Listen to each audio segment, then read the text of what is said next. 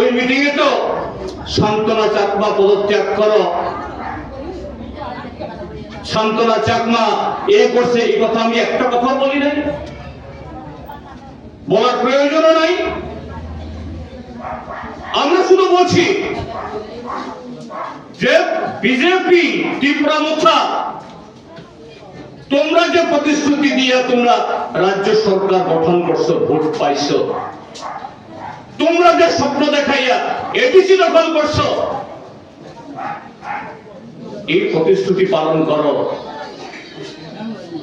পদত্যাগ করতে হবে বলি নাই, গদি ছাড়তে হবে বলি নাই, কিন্তু তারা আমাদের আক্রমণ করলো, উল্টা মিথ্যা মামলায় জড়াইয়া দিয়া আমাদের কংগ্রেস সাধন চাকমা সহ প্রায় 1 ডজন আমাদের কর্মীদেরকে এই মামলায় জড়াইয়া দেওয়া হইল, কয়েকজনকে তো গ্রেফতার করা হইল। ভয় কিসের? ভয় গত 8 বছর ধরে যে দুর্নীতি, মিথ্যা, এই মিথ্যার ফানস ছড়াইয়া এরা যে সরকারে আছে, কাজে এটাকে ধরা পড়তেছে, মানুষ এদের পছন্দ করতেছে না, এই কারণে তারা সন্ত্রাস করতে চায়। এরা আমাদের মিটিং বললেই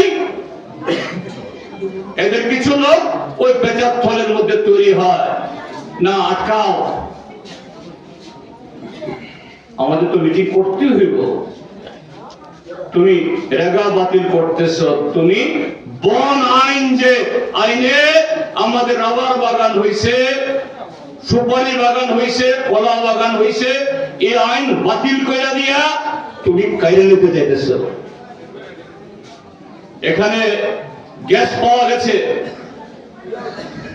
এই পানিসাগর মহকুমার কোন একটা জায়গাতে, এই গ্যাসের জন্য লাইন নিতেছে, গ্যাস পাইপ দিয়ে নিতেছে আগরতলার দিকে,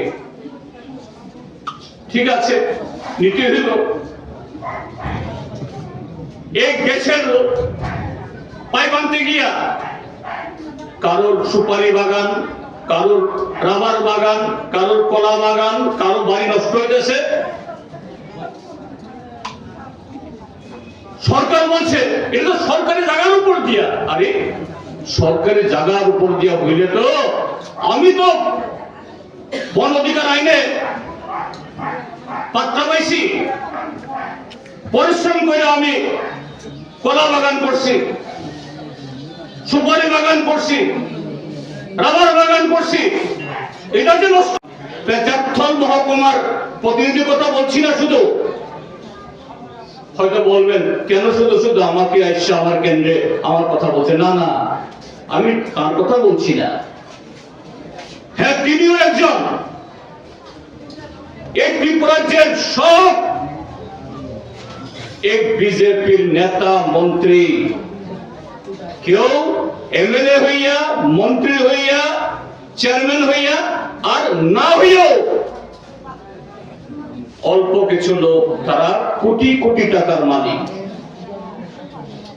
নামে বেনামে সম্পত্তির মালিক, আগরতলাতে বড় বড় দালান বাড়ি, ফ্ল্যাট, ত্রিপুরাজ্যের বাইরে দিল্লি, কলিকাতা, গুয়াহাটি, এসব জায়গাতে তাদের বেনামি সম্পত্তি, ব্যাংকে কোটি কোটি টাকা, সব বিজেপি সমর্থক, যাদেরকে নিয়ে গত বছর ওই বাগাইছড়াতে আমরা একটা মিটিং করতে আইছিলাম। আমরা তো কারো বাড়িতে আগুন লাগাইবার জন্য আসি নাই, আমরা তো কারোর খেতের দাম কেড়ে নেওয়ার জন্য আসি নাই। বাগাইছড়াতে আমাদের একটা মিটিং হইব, সেখানে কিছু লোক এরা বিজেপি করতেন, মাথা করতেন, এদের জীবনের অভিজ্ঞতা, এর থেকে এরা বলছে যে না, এই দলগুলোর সাথে আমরা থাকতে চাই না, আমরা সিপিএমে আমরা যোগদান আমরা করব। সেদিনও আমি ছিলাম বক্তা, আমি আসতেছি, বললো না এখান দিয়া এই মাছপাড়া দিয়ে ঢোকা যেত না, পেচারথলি কিনার দিয়ে একটা রাস্তা আছে, সেখান দিয়ে ঢোকা যেত না। সকাল থেকে নাকি বিজেপির দলের লোক রাস্তার উপর একেবারে মাছ মাংস খিচুড়ি খাওয়াইয়া বসে রেখে দিচ্ছে। কি করব? আমাদের নেতা সাধন চাকমা সেখানে গেছেন, কোন রকমে আমরা ফোন করতেছেন, দাদা আপনি আর আইয়েন না, আমরা সেরা দাম আপনি জানিয়া।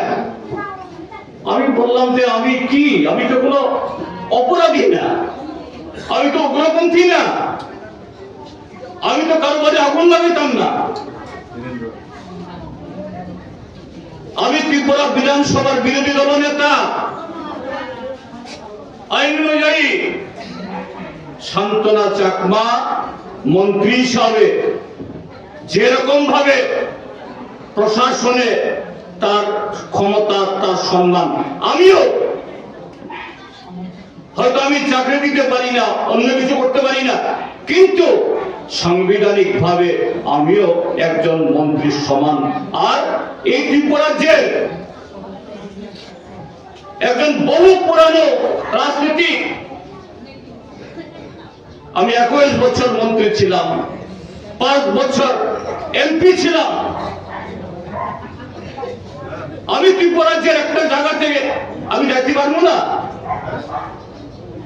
কি করবো যে না, পুলিশে বলছে স্যার আপনি না আইলে ভালো। অদ্ভুত। তারপরও আপনাদের এই নবীন ছড়া দিয়ে আমি গেছি, এই নবীন ছড়া দিয়ে আমি ঢুকছি এখান দিয়ে, কিন্তু এখানে গিয়ে দেখি বাগাইছড়া বাজারে নামার যে উপরে বুদ্ধ মন্দির একটা আছে, এখানে গিয়ে দেখি এক গাড়ি আমার সামনে উপস্থিত। তারা কারা?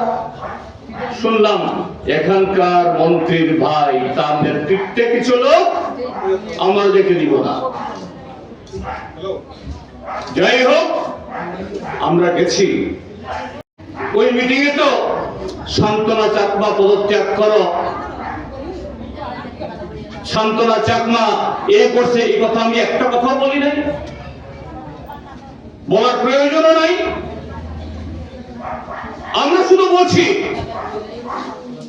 যে বিজেপি ত্রিপুরা মুখা, তোমরা যে প্রতিশ্রুতি দিয়ে তোমরা রাজ্য সরকার গঠন করছো, ভোট পাইছো, তোমরা যে স্বপ্ন দেখাইয়া এডিসি দখল করছো, এই প্রতিশ্রুতি পালন করো।